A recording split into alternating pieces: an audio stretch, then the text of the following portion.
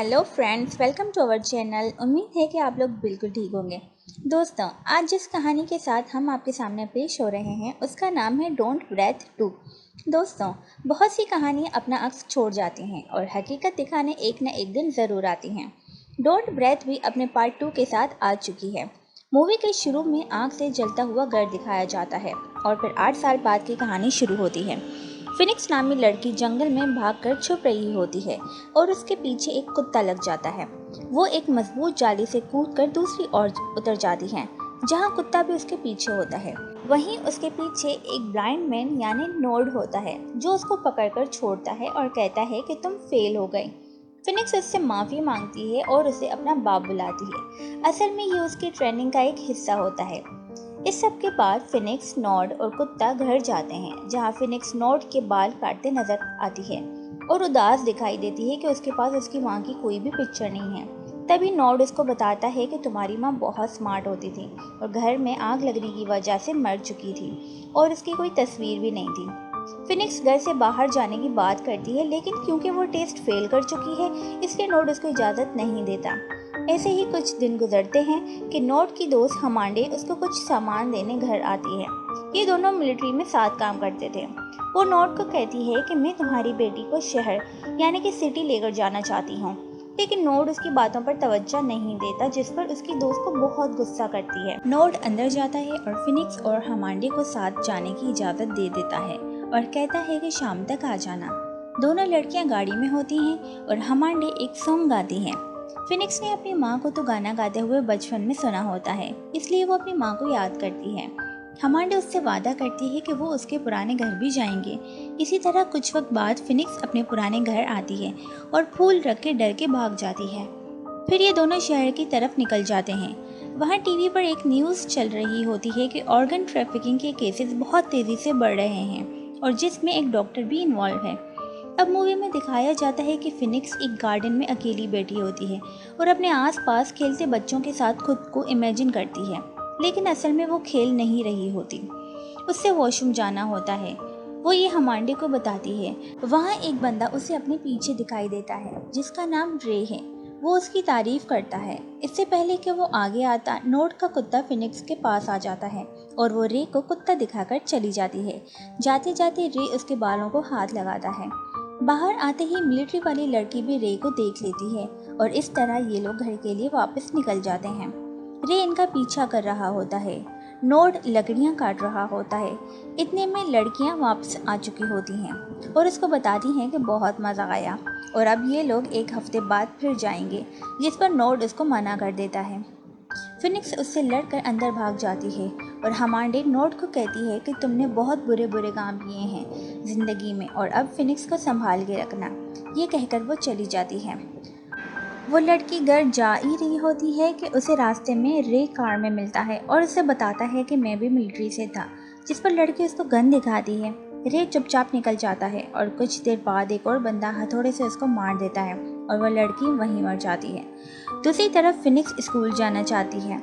ये नोड को बताती है, लेकिन उसको वहाँ खतरा है, ये नोड उसको बताता है। दोनों की बहस होती है। फिनिक्स उसको कहती है कि मुझे आज़ाद होना है और नोड उसको ये कहकर चला जाता है कि मैंने एक बेटी खोई है, दूसरी नहीं खोनी। अब इनका कुत्ता जंगल की ओर जाता है और नोड उसको खाना देने बाहर जाकर देखता है तो उसे कुत्ता नज़र नहीं आता और वह समझ जाता है कि कुत्ता जंगल में ही गया होगा। वो वापस घर आकर अपना कोट लेता है और वहाँ दो लोग उसके पीछे घर में एंटर हो चुके होते हैं, लेकिन वो अंधा होता है तो बाहर निकल जाता है। वो लोग रे के होते हैं और ऊपर फिनिक्स की तलाश में जाते हैं और लाइट ऑन करते हैं। फिनिक्स को पता होता है कि नोड कभी भी लाइट ऑन नहीं करता, इसलिए वो छुप जाती है और आहिस्ता आहिस्ता नीचे की तरफ आती है। दूसरी तरफ नोड को कुत्ते के खून से पता चल जाता है कि वो मर गया है। जैसे ही वो लोग फिनिक्स को पकड़ते हैं, नोड उन पर हमला करता है। फिनिक्स एक बॉक्स के अंदर छुप जाती है, जो कि सिर्फ अंदर से खुल सकता है और नोड लड़ रहा होता है। एक बंदा वो बॉक्स देख लेता है और जैसे ही फिनिक्स को देखता है वो सहम के बेहोश हो जाती है। दूसरी जगह नोड छुपा हुआ होता है और जब एक बंदा रूम में आता है, नोड उसकी आवाज़ से समझ जाता है कि उसने किस तरफ से हमला करना है और वो उसको खूब मारता है और दूसरा बंदा अंदर आकर पहले वाले के मुंह में छेद करता है ताकि वो सांस ले सके और अब दोनों फिर से नोड को मारने लगते हैं। नोड छुप जाता है। यूं ही एक बंदा उस बॉक्स के अंदर पानी डालता नजर आता है, जिससे फिनिक्स होश में आ जाती है और दूसरे बंदे को नोड नज़र आ जाता है। वो उसके पीछे जाता है और नोड फिनिक्स वाले रूम में आ जाता है। इतने में वो बंदा उस बॉक्स के अंदर एक वायर डालने की कोशिश कर रहा होता है ताकि फिनिक्स मर जाए, लेकिन नोड इसको पकड़ के खूब धुलाई करता है। फिनिक्स फिर से डर के बेहोश हो जाती है और जब होश में आती है नीचे की तरफ से निकलने की कोशिश करती है, लेकिन नहीं निकल पाती।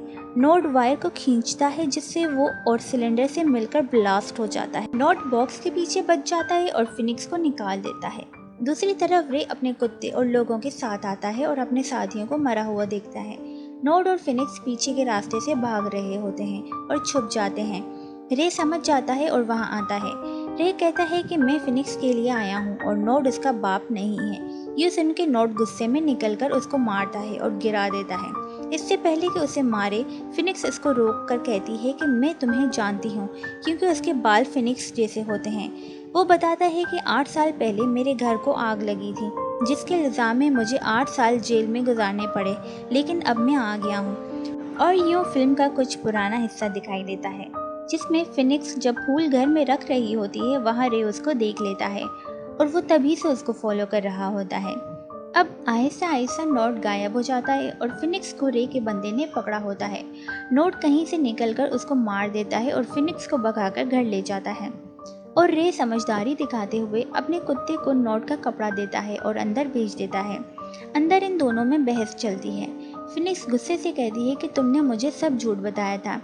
इतने में नोड को कुत्ता नजर आता है और वो उससे लड़कर उसको शूट करने की कोशिश करता है, लेकिन नहीं कर पाता और फिनिक्स नीचे लटक कर भाग जाती है, जहां रे का बंदा उसको पकड़ लेता है और गाड़ी में डाल देता है। रे गाड़ी में सामान निकालकर घर को आग लगा देता है और वहां से चला जाता है। नोड को जब बाहर आग ही आग नजर आती है, वो रे के कुत्ते को आज़ाद करके बाहर निकल जाता है और अपना घर अपनी आंखों के सामने जलते हुए देखता है। दूसरी तरफ रे उसको अपने घर, जो कि एक होटल की तरह दिखता है, वहाँ लेकर जाता है और कहता है कि तुम चाहो तो जा सकती हो, वरना मेरे पास यानी अपने बाप के पास भी रुक सकती हो। वो अपने बहन भाइयों के बारे में पूछती है, जिस पर रे उसको बताता है कि उसकी कोई बहन भाई नहीं है और उसका असल नेम तारा है और उसकी माँ का नाम जोस्फिन है, जो कि उसी की तरह है। वो जानना चाहती है और ये कहकर जब वो नीचे आती है तो उसको वही डॉक्टर नज़र आता है जो कि न्यूज़ में नज़र आया था और वही सॉन्ग की आवाज़ आती है जो उसकी माँ गाती थी।